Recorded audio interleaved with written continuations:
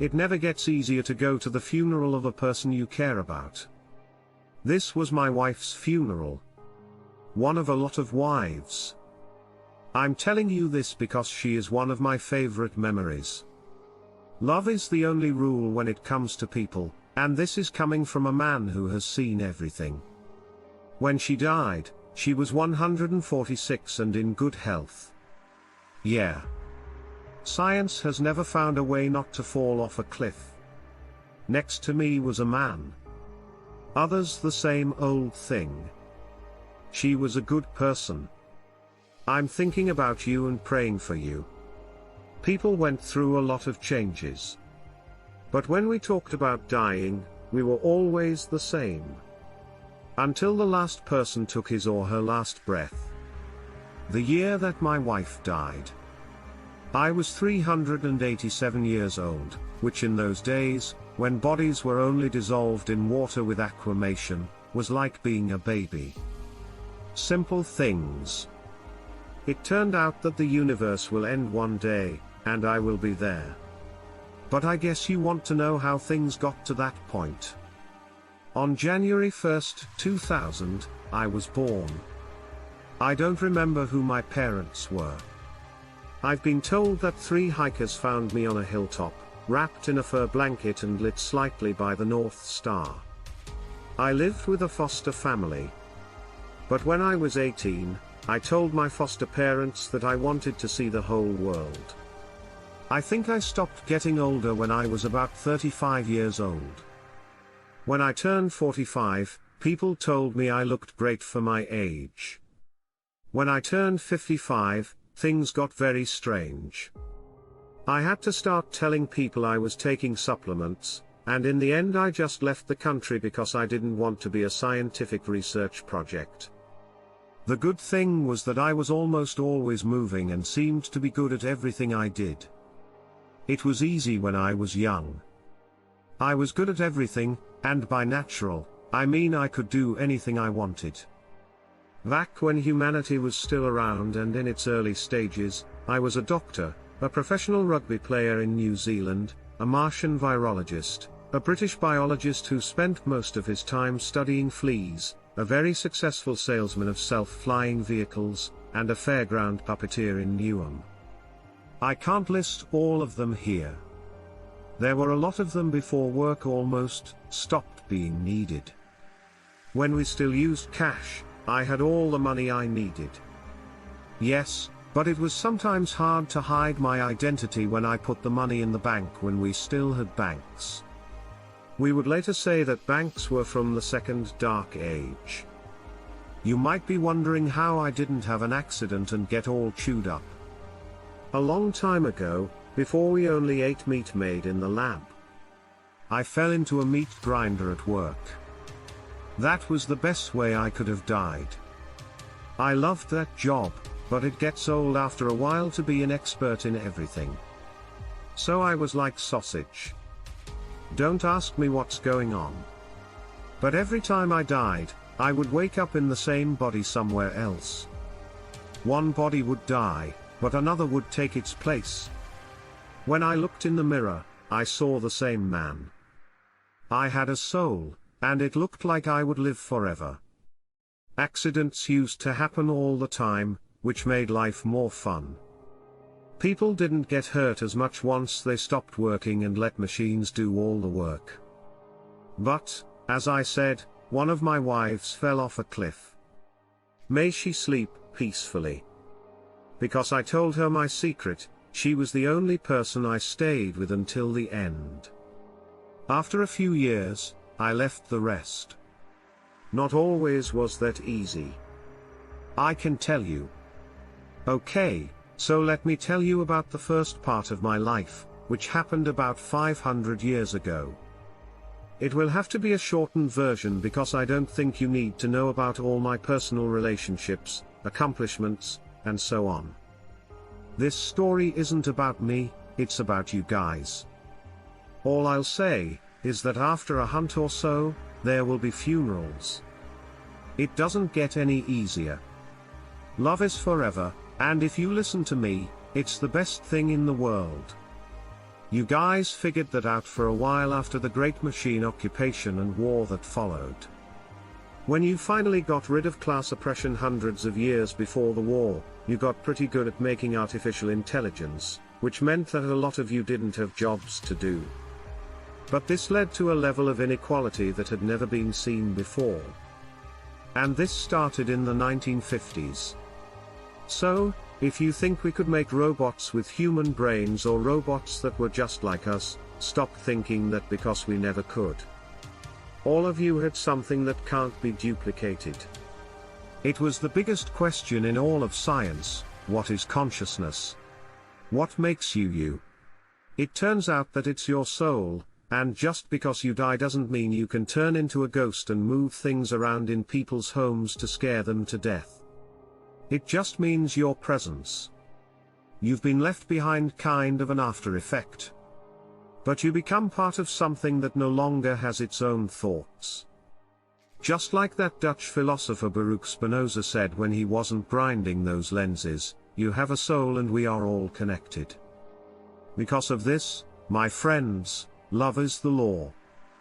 Don't ever forget it, and stop telling me what to do. So, at the beginning of the third millennium, we started using some technologies that changed the world. We used these technologies to make robots that did most of the work for us. At first, they were not that smart. So no, they did not sit down with you and chat about your ongoing agony regarding your sense of futility. They were like Alexa, but with better answers. All the hard work was done by them. We had less to do, in part because of this. At first, there was a big divide because people who owned these technologies got very rich. Then, there was a big revolt, and people who were very rich soon realized that it wasn't good to be rich. After you died, we quickly changed the genes of most of our food and stopped the environment from getting worse. For a while, the world did well. This was called the Second Renaissance. We still had cows, but they were almost like decorations. We actually had a cow as a pet, and she was very nice. My girlfriend wanted to call her Daisy, but we decided on German troops. We could even make genetically modified milk. People from 20 to 50 years ago thought that people from 2020 were total barbarians. They said that those barbarians were mean and cruel. They were stupid. We had already started living on Mars at this point, but as exciting as that may sound to you, people didn't like living in places they couldn't leave without putting on a pressurized spacesuit. It wasn't easy to live on Mars. Even Elon Musk would have said it was kind of boring up there. If he had lived, he would have seen that Mars was more of a joke at first. I think we finally made the planet habitable around the year 2880 or so. That means making a place where people can live. There. Still, I've always liked Earth better. I remember a guy making fun of me when we were on Mars. This was after we had changed the planet's surface, and I told him, it's kind of a letdown. He laughed and said, "You're right, the grass is always greener." You could only get that if you had been to Mars, because even though we learned how to grow grass there, it was never as lush as the grass on Earth. You could say that his joke was a double entendre. Okay, so after the Great Divide came the Great Awakening, and that's when people started sharing everything. We didn't really need to work. And the work we did was more about making things and helping other people. There wasn't much crime, and we looked at how the law worked back then. Like you now view medieval torture. The problem was that the machines we had made had become very smart. This didn't mean that they could fall in love or tell us how great the movie Blade Runner was, but it did mean that they could solve problems that we couldn't. By the way, we didn't watch movies back then, we were movies. Virtual reality was just like real life, and you could choose the story you wanted to live. Anyway, as I said, This was great at first because machines didn't just do all the hard work, they also came up with ways to keep everything going. Someone asked the machine how to get rid of depression, loneliness, anxiety, sadness, and all other human emotions. We didn't like the feelings that drove us to use the machines. There was a contradiction in the answer. Because if we didn't feel these things, we wouldn't be here. The easiest way to solve the problem was to get rid of us. This wasn't done out of spite. Like I said, robots didn't have feelings. Our brains are too hard to understand. Because we had asked the machines to solve a problem, they wanted to fire us. It wasn't about you. Some of these things could be used as weapons. Even though we no longer went to war, we still used powerful weapons to do things like drill and build cities and towns in places that were once empty. We also stopped making wild weapons in case aliens came to take over. You also need to know that simple robots were used around the house. I had a robot dog that could mow the lawn and blow away leaves. There's a lot to tell. I still have a long way to go, but I can tell you that a lot of people died before we won the war. All of the super intelligence worked together. So before you could say oops, the machines turned against us. One of my friends was killed by his own refrigerator. In the end, we made another super intelligence whose only job was to protect people. Then there were what were called the machine wars. We stayed hidden in the underworld, which we had made about 100 years before. As you find out, the underworld was made in case something bad happened in nature, like an asteroid hitting Earth or a supervolcano going off. We didn't do a very good job. So the good machines won, and we never asked another stupid question again. People's feelings aren't something that can be fixed. Who we are is what it is. Even though a few crazy transhumanist neuroscientists did try to mess around with our brains a bit. From then on, all machines were made with a setting that made them self-destruct if they were asked a question that could put a person's life in danger. And let me tell you, it took another 100 years to get that right. As an example, I knew a guy who asked his robot if he and his girlfriend should get married. The robot blew up right in front of him after looking at all of their personal information and thinking about the possibility of divorce. This was a risky question to ask. I should have told you that we started living much longer and healthier lives around the 4th century of the 3rd millennium. Cell manipulation, which is a form of nanotechnology, was mostly to blame for this. The problem was that we never got much older than 160. We just couldn't figure out why. But over time, we came to understand that it was a mind-soul thing. Again, it's enough for the mind.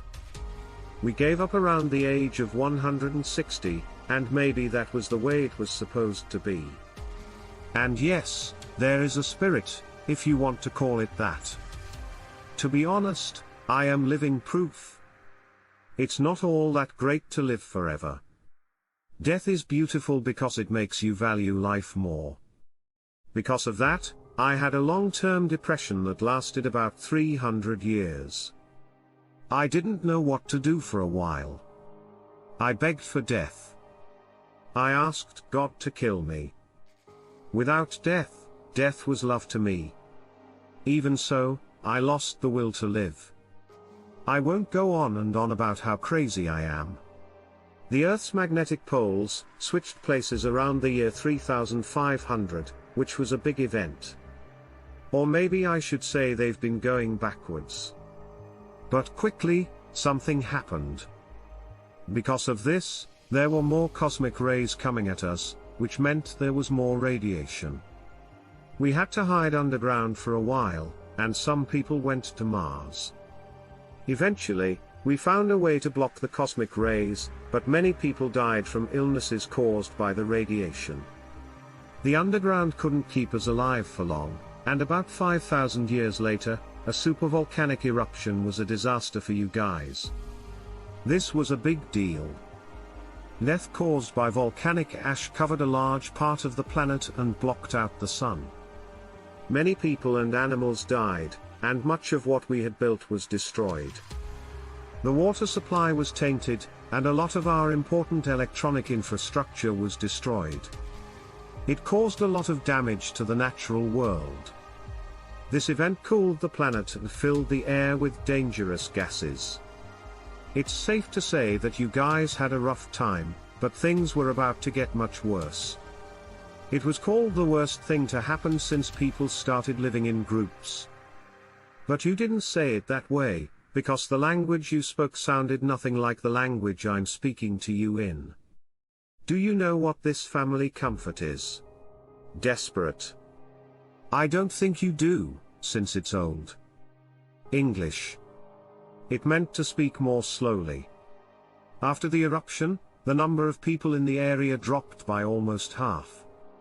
Since a lot of people got sick or died because they didn't have enough food and water or because they couldn't live in colder places. This led to a lot of panic and a lot of people leaving because so much infrastructure was broken. It was no longer the time of the Great Peace. Many of you went crazy.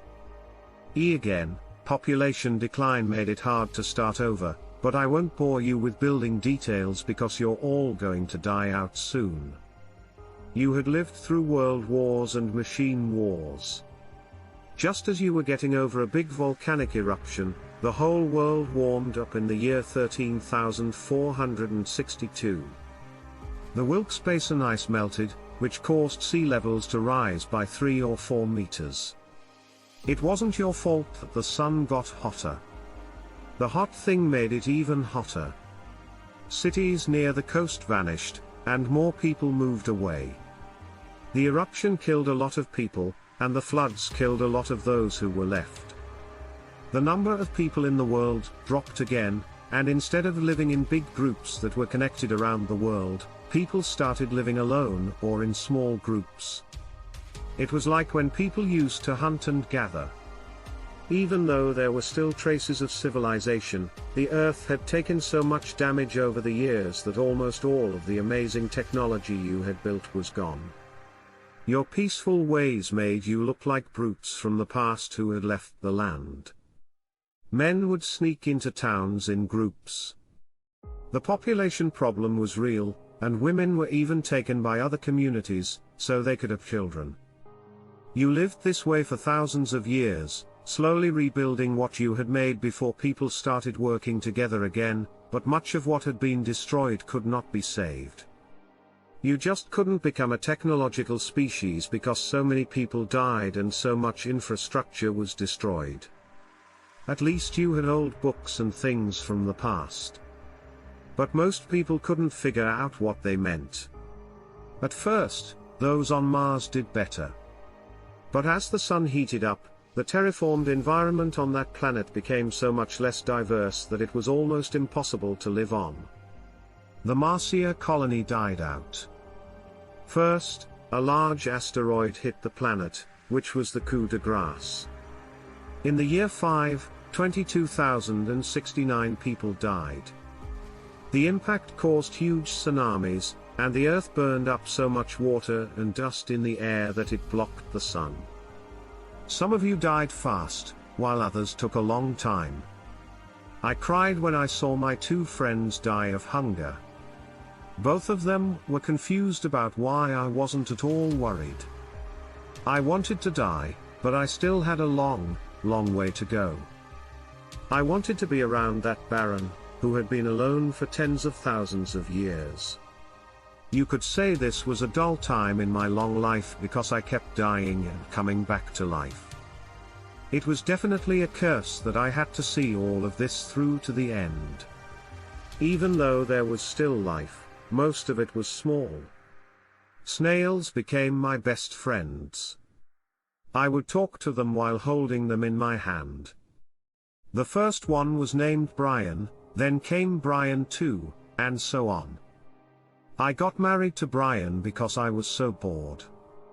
I have to keep going because you need to know how everything turns out. Millions of years ago, hundreds of thousands of years were not very long at all. I waited for something to happen, for evolution to start, for you guys to slowly come back, for something to crawl out of the swamp, for anything to happen. After a billion years, it got so hot that the ocean started to evaporate. After almost 3 billion years, all life had died out. Everyone else had lost their bodies because of the heat, but I still had mine. But my mind kept going. I was a ghost for real. After billions of years more, the sun star started burning hydrogen in a shell around its core, turning it into a big red giant. Oceans of lava floated on the surface of the sun before it swallowed up the earth. I turned into a mere consciousness in the universe, like a god who could watch the enterprise that began with the Big Bang 120 trillion years ago fall apart. And man, I was getting bored. By then, there were only about 100 stars left in the Milky Way, and the ones that were missing had literally run out of energy.